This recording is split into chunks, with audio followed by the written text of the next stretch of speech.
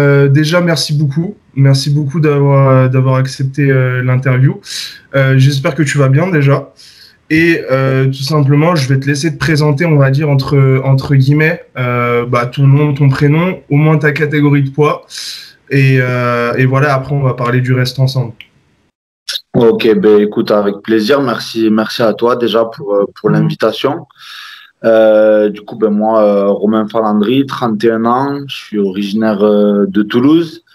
Et Ok. voilà, je boxe française, kickboxing, K1, aux alentours des 90 kilos. Ok. Donc, si j'ai bien compris, boxe française et Kawan, pas de taille, pas de Muay Thai. Pas de taille, j'ai jamais, c'est la seule boxe pied-point que j'ai jamais Ouais. expérimenté. Après, c'est Mhm. vrai, voilà, j'ai jamais vraiment pratiqué. Puis, coup de clinch et tout, c'est moins mon délire. Ok. On va faire un petit retour en arrière dans ta vie. C'est quand que tu as découvert ces sports-là? C'est quand que tu as découvert le pied-point, plus particulièrement la savate? Parce que je pense que tu as commencé par la boxe française. Tu me dis si je me trompe, hein. Ouais, c'est ça. Ben, en fait, moi, j'ai mon père, en fait, il boxe depuis que je suis tout petit. D'abord, ça a été le full contact, après le kick pour lui, puis l'ABF. Et après, le Mhm. Toulouse Multisport, donc le club où il était et le club où je suis, s'est mis dans l'ABF parce que, ben, au niveau des compétitions et tout, il y avait beaucoup plus de trucs, c'était plus cadré, tout ça. Donc, le Mhm. club a migré vers la savate. Moi, à cette époque-là, je faisais du taekwondo. Et après, Ouais. voilà, quand j'ai eu 16-17 ans, ben, j'ai commencé un peu à venir m'entraîner, tout ça. Puis ça a été le déclic, quoi. J'ai été pris de passion vraiment pour la boxe. Je m'exprimais beaucoup plus côté taekwondo. Et du coup, voilà, j'en suis arrivé à la boxe comme ça. Ok. Donc, tu avais à peu près quel âge quand tu as fait la transition du taekwondo au pied-point? À 16 peu ans. près. 16 16 ans? ans. 16 ans, ouais. Ok. Donc adolescent comme ça, et tu disais que tu allais justement plus tard, par la suite, faire des championnats du monde, ou tu faisais quand même ça en mode quand même pour s'éclater avec les copains à la salle, ou voilà. C'était quoi tes objectifs? C'était quoi ton état d'esprit à ce moment-là, quand tu as fait cette transition-là? Ben, moi, j'ai toujours déjà rêvé d'être un champion. Même quand je faisais du taekwondo, je faisais déjà des compétitions pour arriver au niveau et tout. Donc, ça a toujours été quand même un peu dans mes objectifs. Quand je suis arrivé à la boxe, c'était plus un rêve lointain, un truc, voilà, t'admires les grands champions, tu les vois sur la télé. C'était l'époque un peu de Canal+, Kamel Djemel, tout ça, voilà. T'admires et puis tu sais petit à petit tu fais tes championnats, les régions, les France et tu te dis pourquoi pas et en fait après tu commences à y croire dur comme ça et puis tu mets ce qu'il faut à l'entraînement et moi j'ai eu la chance que ça passe pour moi. Ok. On va faire quelque chose de très simple. Moi, typiquement, je suis un grand passionné de boxe anglaise. C'est vrai que je vais pas te mentir, la boxe française, je sais que c'est une boxe qui est très codifiée.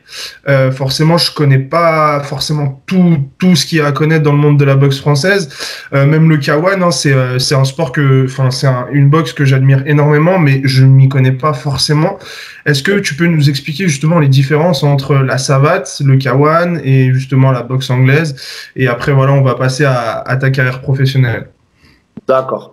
Bon ben déjà on va commencer par la boxe anglaise, ça sera le plus simple, c'est que les points. Il y a pas de coup de pied. La boxe française, c'est une discipline pied-point. Mais c'est la seule discipline pied-point où on a des chaussures. En Ok. fait, on a des chaussures. Si tu veux, j'en ai une paire à côté, je te la chope. Ouais, tu peux, hein. Tu peux. Voilà.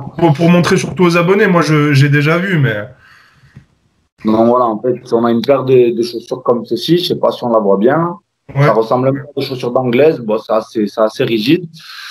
Et contrairement aux autres box, à toutes les autres box, nous, on a une tenue un peu en lycra où on a un pantalon avec un débardeur.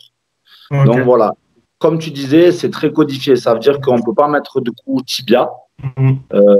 On peut taper qu'avec la surface de la chaussure et on doit ce qu'on appelle armer les coups de pied. Donc avec arme en levant le genou. Bon, maintenant, c'est en train d'évoluer. Ils ont fait une structure qui s'appelle la Savate Pro, où Mhm. là, on peut bloquer tibia, on peut taper avec les tibias, on peut balancer les coups. Ça permet un peu à un peu toutes les disciplines de se retrouver. Ça veut dire que quelqu'un vraiment qui venait du kick ou de la taille avant, ils ne pouvaient pas venir en savate boxe française. Il y avait trop un décalage au niveau de la façon de boxer. Là, la savate, ça réunit tout le monde. Pour ce qui est du coup du kick, c'est du pied-point avec pied nu. Du coup, voilà, avec là les coups tibia, on peut balancer les coups. Et en K1, on peut mettre les coups de genou, une saisie et le genou derrière. Ok. Donc, pas mal de petites différences. Donc, la boxe française, je savais que c'était un sport qui a été codifié, mais tu as dit quelque chose de très intéressant. J'en avais parlé avec ton collègue Alexis lors d'un live. C'est vrai que la savate pro, du coup, qui est pas forcément une nouvelle discipline, mais voilà, qui autorise pas mal de nouvelles choses, permet à d'autres combattants, d'autres boxeurs qui viennent du pied-point de venir en boxe française. Est-ce que ça rajoute du niveau? Est-ce que ça vous rajoute de l'excitation, vous qui venez principalement de la boxe française? Qu'est-ce qui fait que voilà, ça va peut-être changer dans le futur? Et on va en profiter pour parler de ton dernier combat. Il me semble que tu as combattu il n'y a pas beaucoup de temps. Ça sera l'année dernière, j'ai boxé. Ouais, la semaine dernière avec Apollo, grâce à Apollo Sporting Club, c'est ça. Voilà, parle-nous de tout ça et donne-nous tes nouvelles impressions sur la savate pro, on va dire. Yes. Alors comme tu disais, la savate pro, pour nous, ça peut être très excitant parce que pour une fois, il y a des boxeurs d'autres disciplines qui peuvent s'exporter et venir mettre les chaussures et boxer dans nous ce qu'on fait habituellement. Donc il y a déjà 2 ans, il y a le KFWC, donc une organisation de savate pro qui a réuni des grands champions sur un tournoi. Il y avait David Kiria qui a boxé. Là, ils ont fait boxer Delval. Voilà, beaucoup de champions qui sont venus. En plus, on a la chance, ça met un petit peu les moyens derrière. Donc forcément, ça attire certains grands champions du kick ou de la taille à venir s'y intéresser. Et pour les boxeurs habituels de boxe française, on parlait d'Alexis juste tout à l'heure, donc Alexis, comme pour moi, comme pour d'autres, on peut se mesurer à des grands champions dans un peu notre discipline. Donc ça, pour nous, c'est vraiment un kiff parce que c'est vrai que la BF, c'est une discipline pas trop connue, on n'en parle pas trop, ça intéresse pas forcément les gens. C'est pas très mis en avant. Et ça, grâce à la savate pro, on a une double opportunité d'être mis en avant et en plus de pouvoir boxer des champions d'autres disciplines. Ok. Tu t'as dit quelque chose de très intéressant. Donc, vous allez pouvoir justement vous mesurer à des champions venant d'autres disciplines du pied-point. Mais toi, t'as pas forcément attendu la savate pro pour ça. Tu es directement allé en K1 pour te mesurer à des champions en K1. Ce que n'a pas fait, par exemple, Alexis. Il me semble qu'il a pour projet de le faire. Il a pour projet de faire une petite transition. Il est plus jeune que moi aussi, Alexis. Ouais, donc il n'a pas encore cette opportunité, mais il a pour projet de le faire, en effet, oui. Ok. Donc, quand tu as fait ton premier combat professionnel de K1, est-ce que ça t'a marqué? Est-ce que c'est un combat qui t'a marqué de par justement ce changement, on va dire? Et si oui, si ça t'a marqué, c'est pourquoi? Pour quelle raison ça t'a marqué justement? Moi, mon premier combat de K1, en fait, c'était contre quelqu'un qui était de la BF aussi, qui est Patrick Matisse. Donc, je sais pas si tu vois qui c'est. Là où ça m'a marqué, c'était que c'était le premier combat médiatisé, en fait, sur un gros gala où il y avait, je crois qu'à l'époque, c'était Sport Plus qu'il y avait. Et ça, c'était vraiment l'excitation. Je me sentais un peu vraiment dans la cour des grands, même si, c'était en 2011. Okay.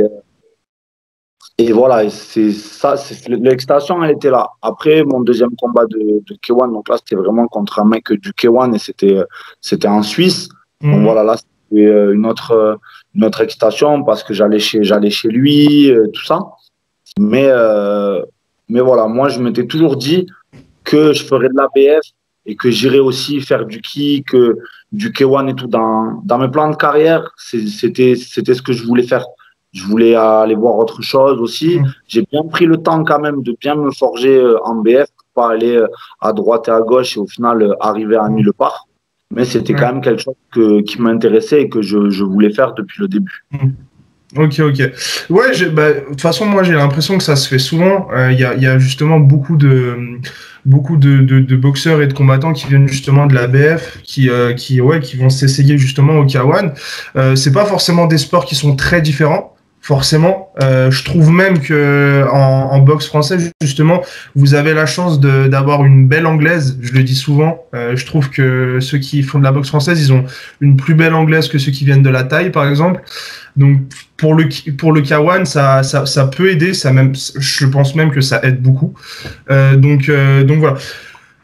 Parle-nous un peu de ton palmarès en BF. Et ton palmarès en K1, et on va essayer de terminer sur tes derniers combats et surtout sur les dates qui t'ont marqué le plus. D'accord. Alors en boxe française, je suis 4 fois champion de France Elite A, donc le plus haut niveau, Okay. champion d'Europe et Ok. 2 fois champion du monde dans 2 catégories différentes. En fait, moi à la base, je suis un mi-lourd, donc moins de 85. Et en fait, j'avais été champion du monde en moins de 85. Et en 2019, j'ai essayé de relever le défi de m'inscrire en poids lourd, donc en plus de Ouais. 85, et d'aller chercher le titre. Ça a marché. Donc voilà, pour mon palmarès Ok. en savate. Pour ce qui est de mon palmarès en K1, je suis champion du monde de WKBC. Ouais. C'est en 2015. Et puis voilà, j'ai eu la chance de boxer quand même dans des organisations intéressantes, à l'Infusion, au Gloria Ferro en Chine, Ok. dans pas mal de beaux galas français. Ok. Donc, Kawan, tu as eu la chance de faire pas mal de grosses organisations. Donc, tu m'as parlé d'Enfusion, qui est quand même une organisation assez reconnue en Europe. Parle-nous d'un certain combat, justement, j'allais en venir justement avec un certain Adesanya. Donc, il n'y a pas forcément tout le monde qui sait que tu l'as affronté, mais est-ce que, bah, moi déjà, je ne sais pas dans quelle catégorie tu l'as affronté, parce que Adesanya, il a fait plusieurs catégories comme toi. Toi, tu m'as dit que tu faisais les mi-lourds et les lourds, du coup. Ouais. Tu me dis si je me trompe. Ta rencontre avec Adesanya, c'était quand? Et ça s'est passé comment? Raconte-nous un peu les coulisses, on va dire. Il me semble que c'était pas en Chine, mais en Asie. C'est en chinois. C'était en Chine, hein? Ouais. Parle-nous un peu de cette expérience-là, parce que bah voilà, de base, toi, tu viens de la boxe française. On t'appelle en Chine pour affronter un Néo-Zélandais qui a l'habitude de boxer en Chine, je pense. Comment ça s'est passé? Alors, ben, en fait, ça s'est passé donc, du coup, en septembre 2016, du coup, donc en Chine, comme on l'a dit. C'était mi-septembre, donc moi, on m'a appelé mi-août Ouais. pour, euh, pour me proposer ce combat donc, contre Israël Adesanya. Donc, il était pas connu comme maintenant parce qu'il a plusieurs ceintures de l'UFC, mais c'était déjà quand même quelqu'un de connu dans le K1. Ouais. Donc, c'était une super opportunité.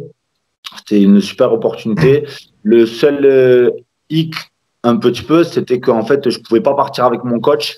Je devais partir avec les coachs de Meiji Rojim, que j'avais rencontré un petit peu avant sur un gala en Italie.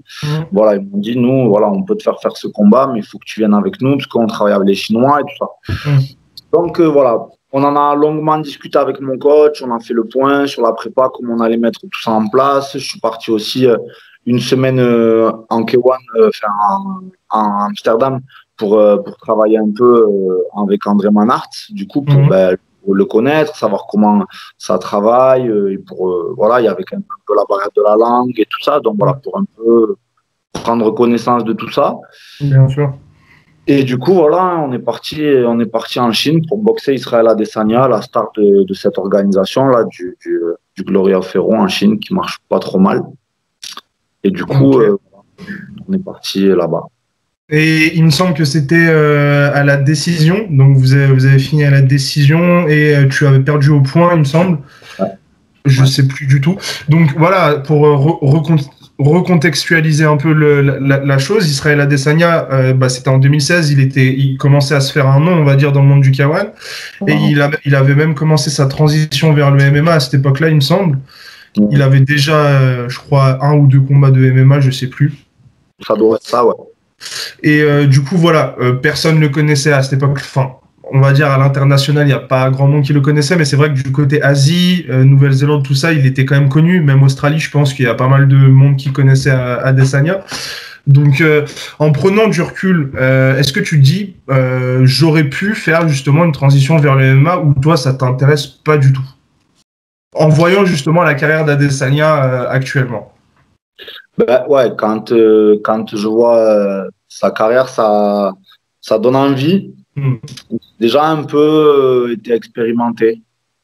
Je suis fermé à aucune porte personnellement, moi, de ce point de vue-là.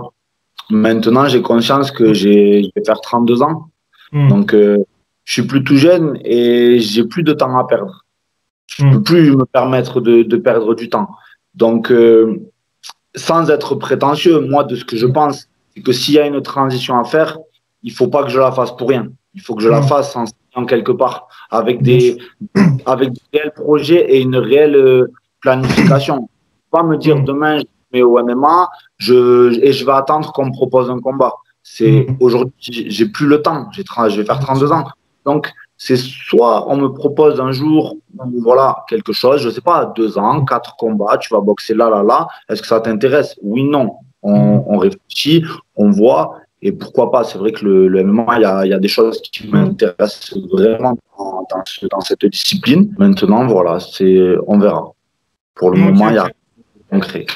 Ok, je disais ça dans le sens où justement en MMA, en général, les carrières, il y a beaucoup moins de combats qu'en pied-point notamment. Je sais que les boxeurs en pied-point sont ceux qui font le plus de combats en carrière, même plus qu'en anglaise, et encore bien plus qu'en MMA. En MMA, en général, des carrières, voilà, c'est 20 combats en général, 30 combats maximum aujourd'hui. Donc c'est pour ça je me suis dit peut-être que dans sa tête un jour Romain il a peut-être pensé à faire cette transition. Après voilà, ça dépend où elles sont les opportunités. Comme je disais hier, j'ai parlé un peu avec Alexis, ton collègue. Pour l'instant il a plus de grosses opportunités en boxe française qu'en K1. Donc forcément voilà. C'est ça. Après, je pense que, voilà, en toute honnêteté, c'est un peu la première fois que je le dis, on va dire publiquement, il peut y avoir des choses intéressantes en MMA. Ça peut être vraiment, même pour ma petite histoire, voilà, j'ai été à la BF, j'ai été au K1, peut-être. Pour l'expérience, hein. Ouais, voilà, pour mon petit truc à moi, ça peut être vraiment un truc sympa. Après, bon, voilà, pour le moment, on n'en est pas là. Le contexte sanitaire, il est compliqué. Déjà, recommencer à avoir des combats dans ce qu'on fait, là où je suis un petit peu connu, c'est déjà pas évident. Alors, pour le reste, on verra peut-être un petit peu plus tard. Ok. On va finir sur ça. Parle-moi de deux dates. On va choisir deux dates qui t'ont vraiment marqué du fait, je sais pas moi par exemple, de la préparation qui s'est peut-être mal passée ou peut-être du combat où il y a eu un problème lors du combat, peu importe. Parle-moi de deux grosses dates qui t'ont marqué et qui te marqueront sûrement à vie. D'accord. Bah alors, la première, c'est en boxe française. Ça a été là où j'ai eu mon premier titre mondial en 2017. Cette année-là, on a été 3 de mon club à se qualifier pour les finales. Donc, on a organisé les finales chez nous à Toulouse, au Petit Palais des Sports. Moi, perso, j'étais le dernier combat. Donc, mes 2 collègues étaient passés devant. Donc, Amine Fedal et Kevin Albertus avaient gagné. Donc, un peu la pression d'être le dernier combat d'une salle avec tout le monde qui est pour toi. Moi, j'ai grandi à Toulouse, je suis né là-bas, donc il y avait vraiment beaucoup de monde. Il y avait tellement de bruit que j'entendais pas le speaker m'appeler au micro. Enfin, c'est pour te dire, c'était vraiment un truc de fou. Et ouais, grosse pression. En plus, j'ai boxé un Iranien, un guerrier. Ça a été vraiment la guerre. Et moi, je suis tombé dans son jeu de la guerre, alors que c'était pas la meilleure stratégie. Mais dans ma tête, c'était tu veux faire la bagarre chez moi? Bon, ben, on va faire la bagarre. Et je suis rentré dans son jeu à lui. Bon, au final, je me suis ressaisi. J'ai gagné par KO à la 5e, après l'avoir fait compter à la 3e. Mais niveau de la pression et la joie, ça a été vraiment, ça restera un moment dans ma carrière, un truc de fou. Ok. Ben, pour ce qui est du deuxième souvenir, c'est Israël, hein, quand même, mine de rien. On te prévient un mois avant, tu réfléchis, mais c'était le combat dans ma tête qui pouvait changer ma carrière. Quand je monte sur le ring en Chine, je me dis pas, ouais, tu boxes à Adesanya, ouais, t'as la pression. Je me dis non, là, j'ai 3 rounds pour tout donner et essayer d'écrire ma carrière, essayer de performer, essayer de. Voilà, au pire, je perdais et j'avais absolument rien à perdre. J'avais absolument rien à perdre. avec un coach qu'on parlait anglais. Bon, c'était quand même un privilège d'avoir André Manhart dans mon coin. C'est quand même un grand monsieur. Mais derrière, voilà, dans ma tête, voilà, je m'étais entraîné, même malgré un mois de prépa, c'est pas fou. Mais bon, on a fait le taf. Et au final, franchement, contre Israël, ça passe pas, mais à un poil de cul, quoi. C'était un combat serré. Pour gagner chez lui, il fallait faire plus. Il aurait fallu mettre quelques touches un peu plus marquantes. Mais je perds pas de grand-chose. Et ça, c'est quand on voit où il est maintenant, c'est quand même... D'ailleurs, ce jour-là, il y avait Elias Mahmoudi qui boxait aussi.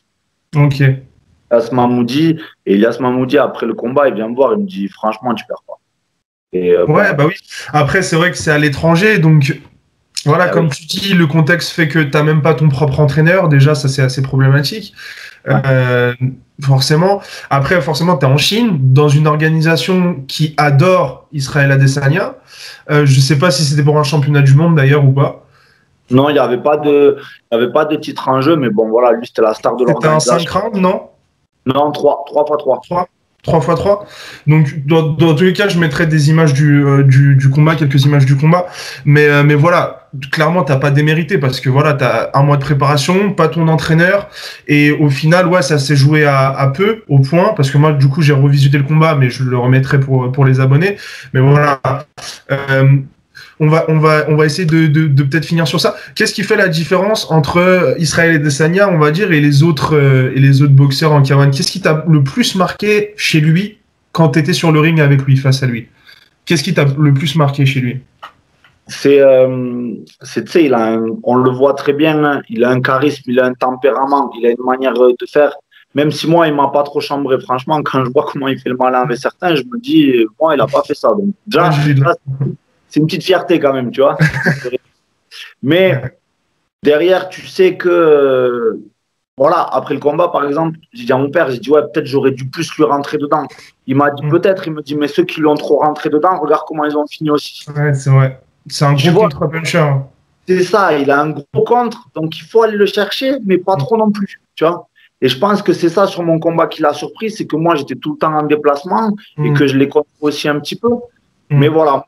Là où il m'a vraiment, ce qui m'a marqué de lui, voilà, c'est sa façon d'être à l'aise, posé sur le ring, il te regarde, il baisse les mains, et derrière, il faut pas se faire reprendre dans ce jeu-là, à se dire attends, toi, je vais t'attraper, parce que c'est là en fait, il est le meilleur. Si tu tombes dans ce jeu-là, il t'attend et il te pesque en fait. Donc, donc c'est un peu sa stratégie justement de baisser les mains, de pas de provoquer, mais il a ce petit côté provocateur qui fait que voilà, tu as envie d'en découdre avec lui et au final, c'est sa stratégie. Et en fait, voilà, et derrière, voilà. Et puis c'est vrai quand même, c'est quelqu'un qui dégage au niveau du charisme et de son attitude. Tu vois, on le voit là, mais c'est le même qu'il y a 4 ans, en fait, tu vois. Ouais, c'est vrai. Voilà. Moi, c'est un peu ça qui m'a voilà, surpris, mais dans la tête, fallait rester concentré et pas non plus être surpris ou intimidé, parce que là, t'es foutu aussi, tu vois. Ok. Voilà. Donc intéressant ce que tu dis sur Adesanya, qui est du coup l'actuel champion des middleweight de l'UFC, qui a perdu son dernier combat contre un mi-lourd, le champion de mi-lourd. D'ailleurs, qu'est-ce que tu en as pensé de cette performance? Grosse performance. C'est Blachowicz, c'est ça, je ne sais pas trop. Voilà. C'est ça. Il a été intelligent, justement, il n'est pas tombé dans son coup. Comme par exemple Paul Costa, où l'autre il s'est dit je vais l'attraper, je vais le retourner, et il est tombé dans son jeu. L'autre, il a boxé en champion intelligemment, il a mis ses touches, des beaux kicks et tout ça, et c'est passé. C'est passé comme un champion. En plus, Jan Blachowicz, qui vient du kickboxing aussi, qui a un gros background dans le kickboxing aussi. Donc il y a de plus en plus, c'est pour ça que je t'ai posé la question, il y a de plus en plus de personnes qui viennent du pied-point, qui se lancent dans les MMA. C'était pas forcément le cas il y a 10 ans, parce que par rapport à la lutte, tout ça, c'est compliqué. Mais ça se fait de plus en plus. Malgré tout, ça se fait de plus en plus. Et je vois de plus en plus, justement, de combattants comme Blachowicz ou même Adesanya qui arrivent à s'imposer face à de gros lutteurs. Et c'est ça qui est intéressant. C'est ça qui est intéressant avec le MMA. On va finir sur le pied-point en France. Donc, forcément, Le monde du pied-point en France, c'est particulier. C'est-à-dire que on a sûrement les meilleurs boxeurs de la planète en France, en tout cas en taille et en kickboxing, même en boxe française, je pense, sincèrement. Hein. Et forcément, c'est de chez nous. Ouais, c'est ça. Mais qu'est-ce que tu penses justement du fait qu'on a des gros combattants, des gros boxeurs qui sont connus à l'international et qui se sont imposés à l'international, mais qu'au final, c'est un sport qui est très peu médiatisé. Je parle pas de l'anglaise, attention. Je parle plus vraiment du K1, du pied-point. Qu'est-ce que tu penses de tout ça? Qu'est-ce que tu penses qu'il faudrait changer? Et qu'est-ce que tu as apprécié lors de ton dernier combat avec l'Apollo Sporting Club? Ok. Ce qui aura changé, alors bon, c'est une question compliquée. Je ne peux pas prétendre détenir le truc pour changer les choses. Je pense déjà que le français, c'est pas un grand fan de pied-point. Tu sais, de boxe ou de sport de combat. Quand j'étais en Chine, je boxais à Adesanya, je suis sorti des vestiaires 5 minutes, j'avais les bandages. Les gens, ils ont juste vu que j'étais un boxeur, ils ne me connaissent pas, ils venaient faire tous des photos. En France, on n'a pas cet engouement pour voilà, le pied-point, tout ça. Les Français, ils ne sont pas forcément prêts à payer un petit peu 10 balles pour venir voir un gala.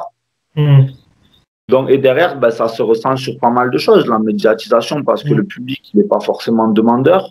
Que dès qu'il y a eu des choses qui ont été faites, comme Canal+, Canal+ Sport, qui mettait Fight Plus, ça n'a pas tenu. Combat Sport, RMC Sport 4, ça n'a pas tenu. Je ne peux pas vraiment dire pourquoi. Moi, je pense qu'il y a peut-être, à part le public, des vrais connaisseurs qui vont, par exemple, être capables de payer l'UFC Pass 9 € par mois ou quoi. Le public lambda, il n'est peut-être pas prêt à faire ça. Il s'y intéresse peut-être pas assez. Et ça fait peut-être que derrière, il y a moins de, entre guillemets, clientèle. Ok. Tu penses que tout simplement il y a un désintérêt de la part justement du grand public français autour de ces sports-là? Parce que en fait c'est paradoxal, je me suis toujours posé cette question. On a des grands champions en France en pied-point. C'est-à-dire que il y a en vrai il y a des fans, il y a une fanbase. Je le sais très bien, même sur ma page, j'aurais pas autant d'abonnés parce qu'il y a beaucoup d'abonnés qui viennent du pied-point, mais j'aurais pas autant d'abonnés s'il y avait pas de fans. Après, pour moi, c'est plus une question de médiatisation. Après, c'est un débat éternel. Mais toi, du coup, tu penses que c'est plus justement le désintérêt du grand public, tout simplement? Non, il y a les deux. Il y a un manque aussi de médiatisation. Mais des fois, j'ai tendance à me dire que peut-être que s'il y avait un plus gros intérêt, peut-être qu'il y aurait plus de médiatisation. Mais tu sais, c'est un peu le serpent qui se mord la queue, parce que peut-être que s'il y avait plus de médiatisation, il y aurait plus d'intérêt de la part des gens. Mais c'est vrai que quand tu rencontres des gens, ils te disent, ouais, moi j'aime bien la boxe, mais je connais pas, j'ai jamais été voir un gala, j'ai jamais regardé à la télé, mais ils aiment bien. Mais ils ne sont pas forcément intéressés. Ou sinon, tu as des gens qui s'y sont intéressés grâce à des grands champions qu'ils ont connus. Mais malheureusement, les grands champions, c'est jamais les Français parce que, comme tu dis, on ne les médiatise pas. Bah après, on a quand même un certain Cédric Doumbé, aujourd'hui en K1, qui est pour moi un très très grand champion. C'est-à-dire que là, il a tout arraché. Donc voilà. Après, c'est vrai que je pense que c'est une question de temps. Ça peut être une question de temps. Et puis, c'est une question de médiatisation aussi. Parce que moi, je parle de mon média, mais j'aime pas forcément parler de ma page. Mais il y en a d'autres. C'est-à-dire peut-être Box Attitude, Go Boxing News. Après, c'est vrai que c'est très basé sur la boxe anglaise. Moi, j'essaye vraiment de parler un peu de tout comme je peux. Ça, c'est bien ça. C'est pour ça que je t'interviewe déjà et c'est pour ça que je vais te remercier encore une fois d'avoir accepté parce que pour moi, tu es le plus gros représentant de la boxe française en France et sûrement même du K1 dans les catégories qui sont assez lourdes parce que forcément chez les welterweight, on va pas se le cacher, le patron quand même c'est Doumbé. D'ailleurs, on va peut-être finir aussi sur ça et après je te laisse tranquille, promis. Cédric Doumbé, qu'est-ce que tu penses de sa carrière? Est-ce que tu penses que c'est une bonne idée qu'il passe en MMA maintenant? Qu'est-ce que tu penses de ce personnage-là, qui est très particulier d'ailleurs? Moi, alors on se connaît un petit peu. Moi, j'ai vraiment un grand respect pour Cédric. On aime ou on n'aime pas. Je peux comprendre. Moi, c'est le mec, il parle, mais tout ce qu'il a fait, tout ce qu'il a dit, il l'a fait. Donc, déjà, c'est un super boxeur. Il est très fort et on le voit au Glory là actuellement. Pour moi, il n'y a personne qui peut prendre sa ceinture. Je ne vois pas qui peut venir le déranger. C'est quelqu'un de très intelligent. On parlait de com tout à l'heure. Sa com, son nom et tout, il se les fait très intelligemment. Tu vois, sa communication. Alors voilà, encore une fois, on aime ou on n'aime pas. En France, on n'est pas très trash talking. Moi, j'aurais jamais la capacité de faire ce qu'il a fait. Bien sûr. Derrière, il s'est fait connaître. Il a fait énormément de choses. Et c'est très bien. C'est très, très bien. Il a très bien géré sa carrière. Maintenant, le MMA, je pense que c'est un sportif, que c'est un mec qui aime les défis. Aujourd'hui, dans la plus grosse organisation mondiale, il a tout raflé. Il a raflé la donne, franchement. Pourquoi pas? Il est encore jeune et tout. Moi, je pense que. Et puis, c'est un bosseur. On en pense qu'on peut, hein, on le voit parler, on le voit rigoler. C'est un gros bosseur. On n'en arrive pas là sans travail. Tu le sais bien. Donc, moi, je pense que si il se dit vraiment qu'il va aller faire du MMA et qu'il veut faire une transition MMA, il va se donner à 300% pour ça. Et je pense qu'il peut faire une belle carrière en MMA. Ok. Ouais, bah c'est vrai que je te rejoins sur le fait qu'il donne pas forcément l'impression sur ses réseaux de beaucoup travailler. Mais c'est vrai que moi, j'ai remarqué que ouais, il est, enfin, en tout cas, des proches à lui m'ont dit que c'était un acharné du travail. C'était un acharné du travail. Et je pense que ouais, il n'y a pas de secret dans ces sports-là, en vrai. Au bout d'un moment, tous les boxeurs arrivent à un certain niveau. Mais ce qui va faire la différence, sincèrement, bah, c'est l'envie, je pense. Et comme tu dis, c'est un excellent boxeur. C'est un excellent boxeur. Il met tout le monde d'accord sur le ring. Hein. Donc voilà. Ça, c'est sûr. Voilà, tu mets pas Gao, Nabiev, Gadji, Gronart, tu ne vois pas 2 fois Holsken alors qu'il était invaincu sans travail. C'est pas possible. Être le plus doué du monde sans travail, c'est pas possible. Ok. Bon, on va terminer sur ces belles paroles. En tout cas, merci beaucoup Romain. C'était un plaisir de t'avoir. Donc, dans tous les cas, je vais mettre ton Instagram sur la vidéo et il faut suivre ce jeune homme. Hein. Je dis ce jeune homme. Bon, quand même pour moi, 32 ans, c'est quand même jeune. Oui. Après, peut-être pour toi, voilà. Mais en tout cas, bravo, félicitations à toi pour ton dernier combat. Je mettrai des images aussi. Et à très vite, on se tient au courant. Et dès que tu as une prochaine date, n'hésite pas à m'envoyer un message et je communiquerai autour avec grand plaisir. Et voilà. Excellente journée à toi, Romain, et encore merci. Merci beaucoup à toi pour cette interview. Merci pour tout ce que tu fais pour la boxe. Comme on parlait de médiatisation, ça en passe par des gens, par des passionnés comme toi. Et merci de faire ce que tu fais. Et voilà, au plaisir. Et à très bientôt alors. Ciao tout le monde.